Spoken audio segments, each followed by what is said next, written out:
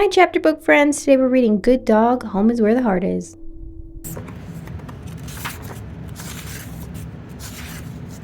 Chapter 1, The Mud Bath. Mud. Is there anything better than the cool feeling of it against your fur or the way it squishy oozes between your paws? And the smell. The sweet perfume of grass and springtime and earth. There is nothing like fresh mud. Of course, I know I shouldn't have rolled around in mud, but that morning was special.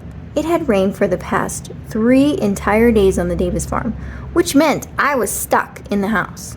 Being inside wasn't the worst thing in the world because I got to spend time with my human family. Jenica and Darnell are my human mom and dad. They make great lap pillows, scratch behind my ears, and like to play fetch. I've even trained them to give me good leftovers when I've been good. They say, "Good dog, Bo," because that's my name, and then they scrape yummy scraps into my food bowl. I also have a human sister and brother, Imani and Wyatt. We are best friends, and we share everything. Beds, socks, sticks. Well, okay, maybe not sticks. I think sticks are the best. What else is chewy on the inside and crunchy on the outside? I try to share them with Imani and Wyatt, but they keep throwing them away no matter how many times I bring them back. Humans are funny like that. Staying inside was fine when it rained for so long, but I'm more of an outside dog. I like to spend my days exploring the farm and visiting my animal friends. There's Star and Gray and their foal, Comet. She loves to chase me around. One day she might even catch me. There's also a head hen named Clucks. And there's a head rooster named Rufus. They're nice, even if they peck at my feet when I come near. Nanny Sheep always reminds me not to scare Clucks and Rufus. They get jumpy around dogs, I guess. And then there's Zonks. He's my pig pal. Which brings me back to the mud. As soon as I saw the sunshine and clear skies that morning, I dashed out the front door before Imani and Wyatt could even put on their boots. I went straight to the pig pen. "Hi, Bo," Zonks oinked as he tumbled in the mud. I stopped and admired the mess. Wow, it's so dirty.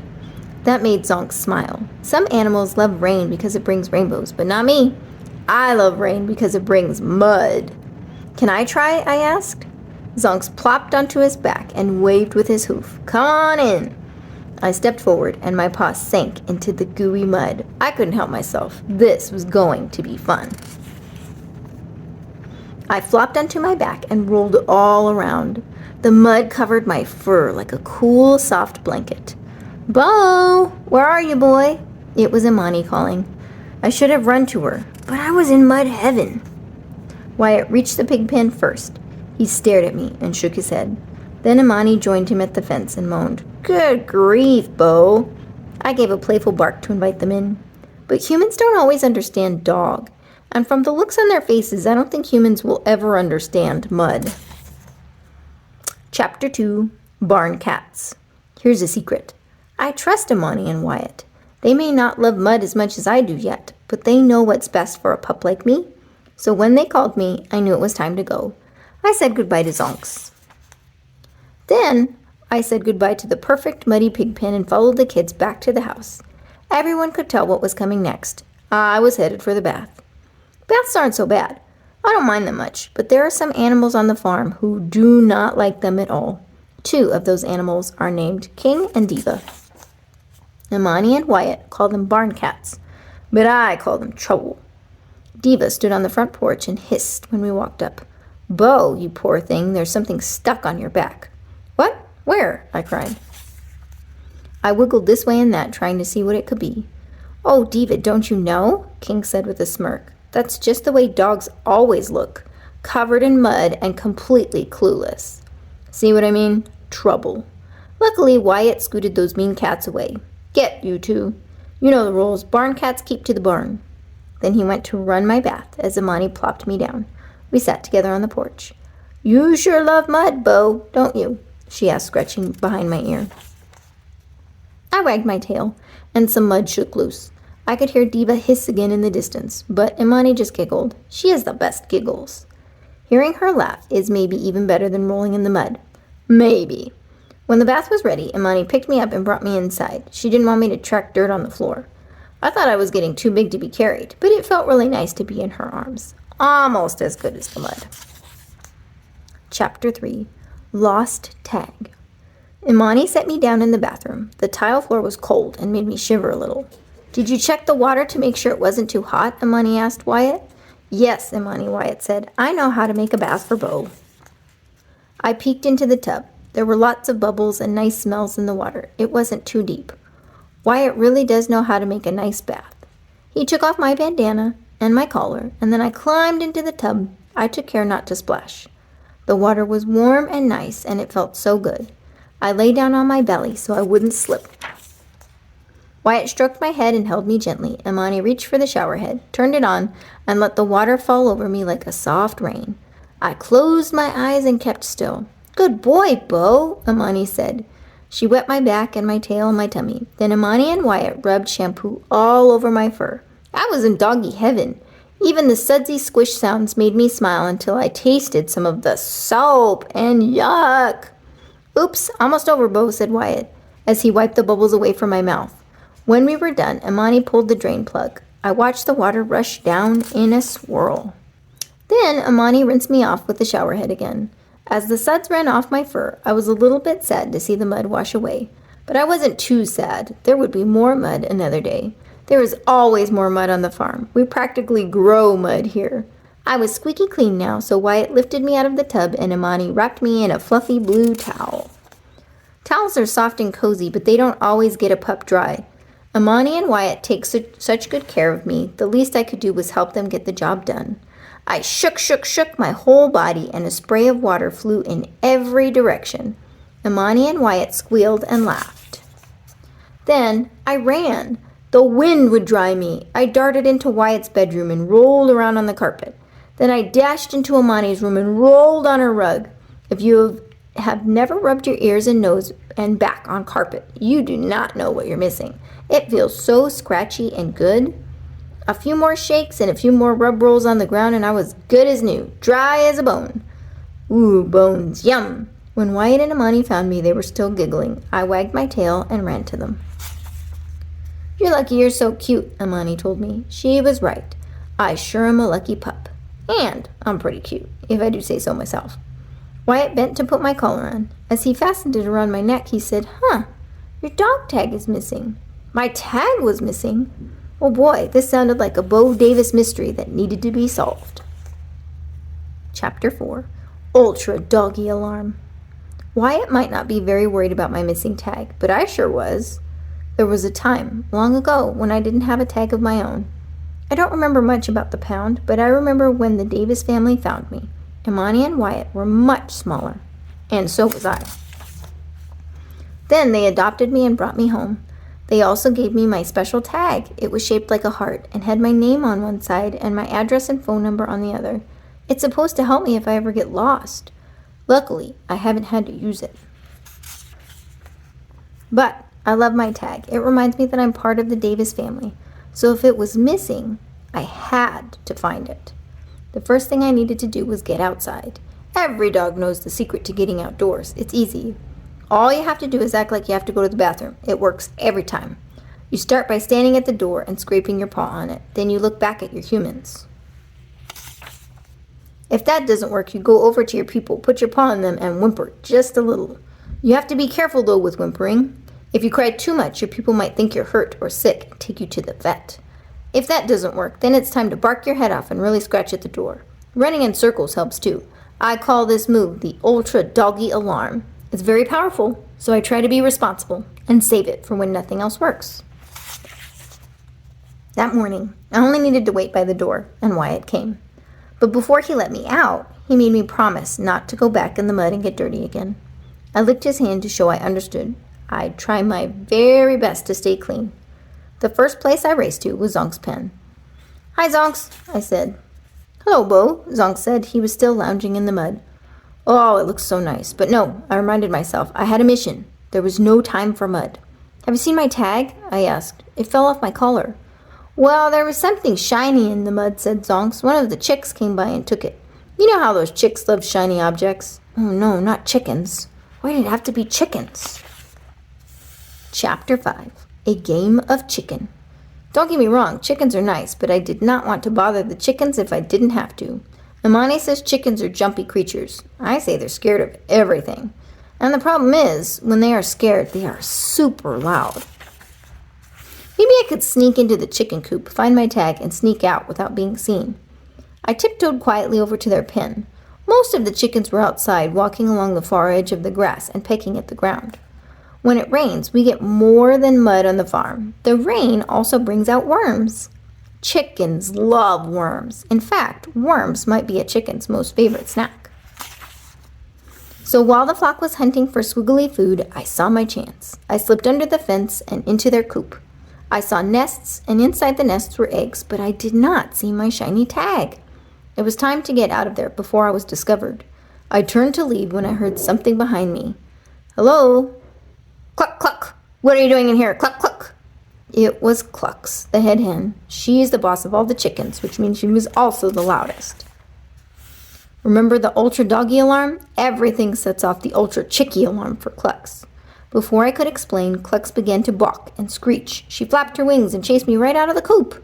But all the other chickens were there in the yard waiting for me. I was surrounded. They began clucking and flapping their wings. I might have thought the sky was falling, they were acting so scared. Suddenly, Clucks and Rufus, the head rooster, stepped out of the coop together. The other chickens quieted down. Cluck! What is the meaning of this, Bo? Why were you in our coop? Clucks said. I'm sorry, I lost my shiny tag this morning when I was visiting Zonks, I explained. He told me one of your chicks found it. Rufus waved a wing at the chicks and nodded to them. Rufus doesn't speak much, just when he wakes us up with the sunrise every morning. A fluffy yellow chick stepped forward and said, Cheep, cheep. I found a shiny thing. I was looking for worms near Zonk's mud, and I saw it.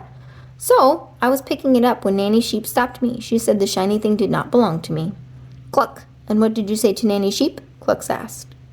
The little chick looked nervous. I said, finders keepers, I have sharp peepers, cheep. The chicks all ruffled their feathers and clucked quietly. The other chicks' eyes grew larger than skillets. Everyone knew Nanny Sheep was the kindest animal on the farm. Only a silly little chick would speak to her so rudely. I hope you apologize right away, said Clucks. All eyes were on the chick. He looked very ashamed. I told Nanny Sheep I was sorry. Then I gave her the shiny thing. That's where it is now. I promise, cheep. Wow, I was good at solving mysteries. I was lucky, too. I'd get to see Nanny Sheep and get my tag back. Chapter 6, Counting Sheep. Nanny Sheep lived in the field with the other sheep. Sometimes the cows came out to graze. Now and then the horses came outside to run and munch on hay also. But everyone else must have stayed in the barn because today I only saw sheep. I love the sheep. They look like tiny clouds and their soft wool feels like pillows. But take my word for it, never try to nap on them. Actually, that's how I first met Nanny Sheep. I was playing fetch in the field and had gotten so tired from running I could hardly keep my eyes open. So when I found a bale of hay with a mound of the softest, fluffiest cloud piled in front of it, I couldn't help myself.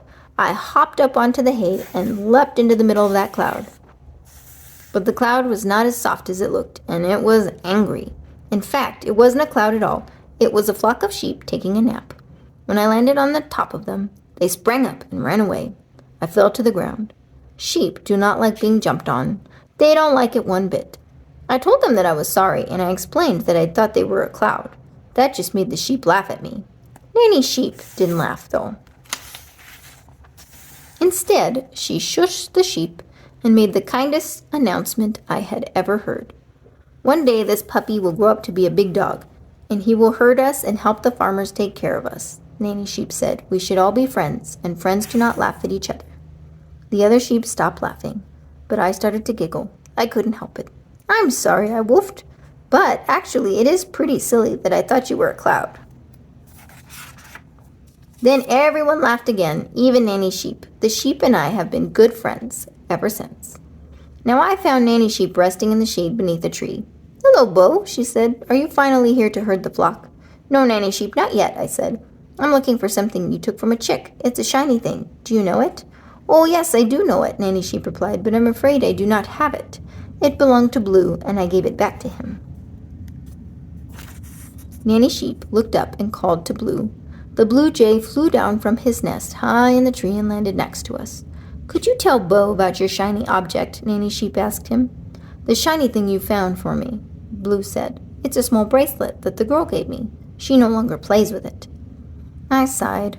Blue was telling the truth. Amani loved birds, and she sometimes left tiny toys for Blue on her windowsill. Blue had lost the bracelet in the rain, but Nanny Sheep returned it. Well, the mystery of the muddy shiny thing was solved, but the mystery of my lost tag was not. Chapter 7, Scrapper. On the way back to my house, I heard someone in the woods. "Bark, hey! Bark, Bo!" It was Scrapper, my best dog buddy. He lived next door with the Bryson family. Scrapper is a small pup, like I am, but his fur is shorter and yellow. He has a thinner tail that wags when he is happy, and he was born with 3 legs. Other than that, we are exactly alike. Scrapper was also muddy. He was covered from head to toe. He jumped up and down and ran in circles as I trotted over to him. "Isn't this mud great?" Scrapper cheered. "I've been rolling in it all day. It feels so good. I even have mud in my ears." "Oh, hey, wait a minute." Scrapper stopped and stared at me. He walked right up to me and sniffed the air.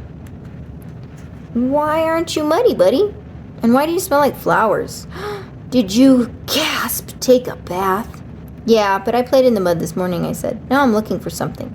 Something really important." Oh, are you looking for buried treasure?" he asked. I wolfed no. Oh, are you looking for more mud?" he asked. I shook my head. "Wait, are you looking for the monster in the woods?" he asked as he shook off all the mud again. I answered no again, but I should tell you about Scrapper and the monster. He believed there was a monster living in the forest. He swore he saw it once, and now he always hunts for it. "No, I'm looking for my tag," I said. Scrapper gave a big laugh. "That's no big deal. I lose my tag all the time. Just retrace your steps and check the places you went today." I lowered my tail. "I already did that, and I still didn't find it." "I bet you lost it at the house," Scrapper suggested. "You could look for it after we find the monster." Again with the monster. "Could we do that another time?" I asked. "I really want to find my tag. It means a lot to me." "Of course!" Scrapper wagged his tail. "Good luck." I wished Scrapper good luck with his monster too. I'm sure he'll find it one of these days. Chapter 8, King and Diva. I walked back to the house and saw King and Diva waiting for me on the porch. They were always waiting for me on the porch. "Stop! Who goes there?" King hissed.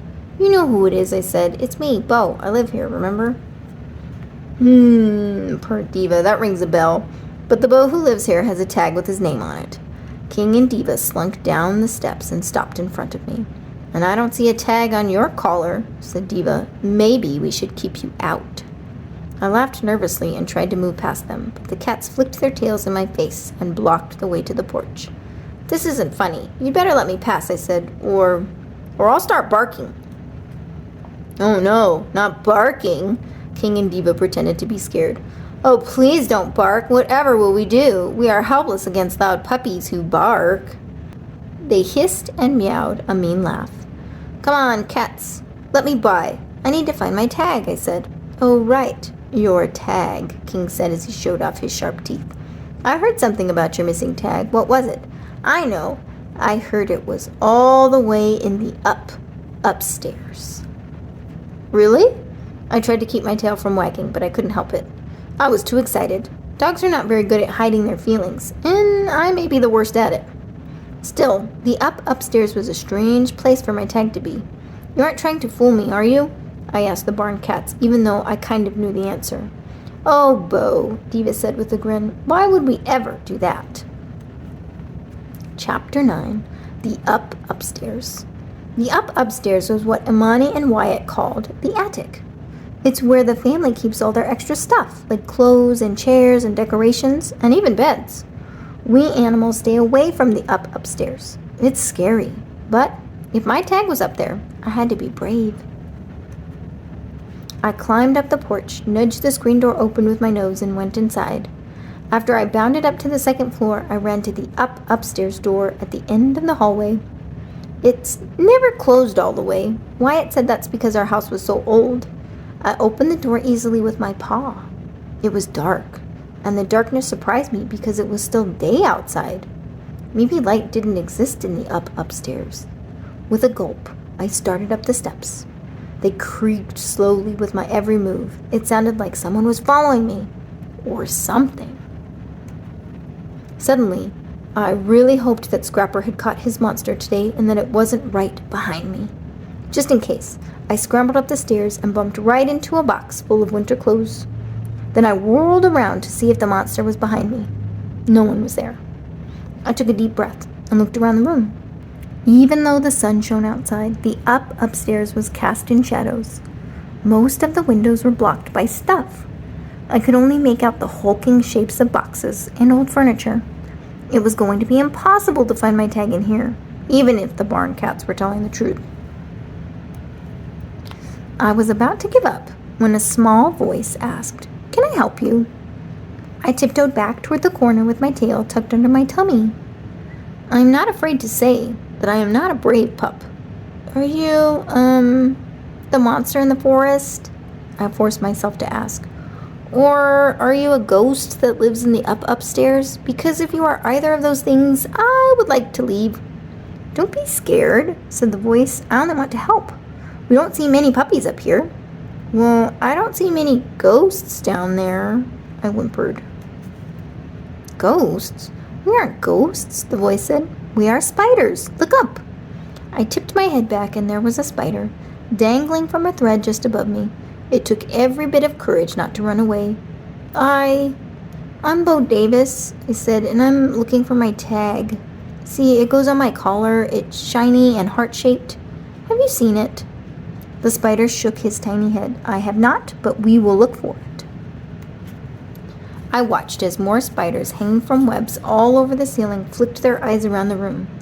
Searching. Spiders have more eyes than me. That was a lot of eyes looking for my tag. We do not see it here, I'm afraid, the spider said finally, but let us send a message to the other spiders in the house. Maybe they have seen it. The spiders began to pluck at their webs, and I pricked my ears to listen. I could hear the quietest whisper of spider song. It sounded like a gentle breeze. Then the spider above me smiled. We have found it downstairs near the bathroom. Oh, wow! Thank you, spiders, I said. Thank you so much.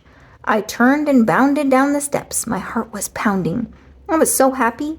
Not only was my tag found, but I also had made new friends. Plus, I had not met a monster or a ghost. That's good news for a pup like me. Chapter 10. Home is where the heart is. I raced down the hall and slid right into the laundry hamper by the bathroom. I wish I could tell you this was the first time that had happened, but it wasn't. Somehow I slip and bump into things a lot. The laundry basket tipped over and a towel fell on the floor. It was my towel from this morning. I sniffed it and could still smell the shampoo and mud. Those are two smells that go great together, especially if you're a dog. Wyatt and Imani heard the crash and came running over. Oh, Bo, did you get muddy again? Wyatt asked. I barked and rolled around on the towel. No, he's clean as a whistle, said Imani. He seems to love that towel, though. Yes, the towel. Imani tried to pick it up, but I stepped on it with my paw. No, Bo, it's not playtime, she said, and our towels are not toys. Sometimes I could wish I could speak human. It would make everyone's life so much easier. Instead of shouting, hey, I think there's something under the towel, I got on my belly and rested my head on the towel. Then I gave Wyatt and Imani my biggest puppy dog eyes. Wyatt bent down and picked up the towel. Something shiny fell out of the folds and bounced onto the floor. Well, would you look at that? Wyatt cheered. You found your tag, Bo. Good dog. Wyatt slipped it back onto my collar while Imani found a tool to clamp its metal loop shut. There, she said, closing it. Good as new. This tag should never fall off again. With the mystery solved, we all went downstairs where the kids poured some kibble into my bowl. Yum! It was so busy that I had forgotten to eat all day. That had never happened before, and would probably never happen again. When I finished, I joined Wyatt and Imani on the sofa. They were reading books. I wished I could read books. It looked fun, but I wasn't going to learn that day. I was dog-tired, which is like being a tired human times 100. So I laid my head down on Imani's soft lap and closed my eyes. I had so many adventures, I think I earned a puppy nap. Besides, who knew what adventures awaited me tomorrow? Okay, friends, hopefully you really enjoyed this story. If you did, please hit the thumbs up and subscribe, and I'll see you next time.